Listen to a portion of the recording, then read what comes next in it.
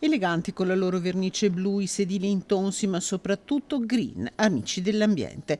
Ecco 6 dei 22 autobus MAN metano entrati in servizio nelle tratte extraurbane di Bus Italia in provincia di Padova. 18 metri, capacità 118 persone trasportabili, un quantitativo ideale per un trasporto extraurbano, alimentazione a metano, investimento per 9,7 milioni di euro. Penso che questo dica e dimostri l'attenzione che noi abbiamo verso il trasporto di questo territorio. Entro l'estate ne viaggeranno altri 14, ma il programma di rinnovamento continua, come quello di svecchiamento del parco mezzi, passato da una media di 12 a 9 anni di vita per ognuno dei bus.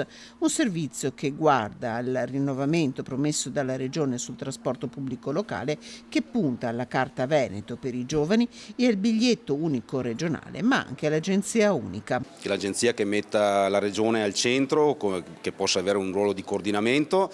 C'è già un tavolo che ho già convocato e che si ritroverà già il 10 febbraio con cadenza regolare, dove andremo proprio a cercare di mettere in campo questa progettualità che è fondamentale. Un'agenzia unica avrebbe degli impatti importanti non solo in termini organizzativi e strutturali ma anche economici, perciò anche questa diventa una priorità da concordare con gli enti di governo e ovviamente con le aziende. Un passo in avanti anche per Padova, che vuole raggiungere la neutralità climatica entro il 2030, unica città del nord-est. I segnali che stiamo avendo sono incoraggianti, gli ultimi dati ci fanno vedere come le emissioni di CO2 della città stanno scendendo di più rispetto a quello che era stato previsto in passato, quindi è un obiettivo sfidante, però è un obiettivo che si può raggiungere. Sugli autobus presenti anche le telecamere per garantire sicurezza a passeggeri e autisti. Gli episodi di violenza non sono più tollerabili, sicuramente per l'incolumità e la sicurezza dei passeggeri, degli autisti, e per cui io ho più volte anche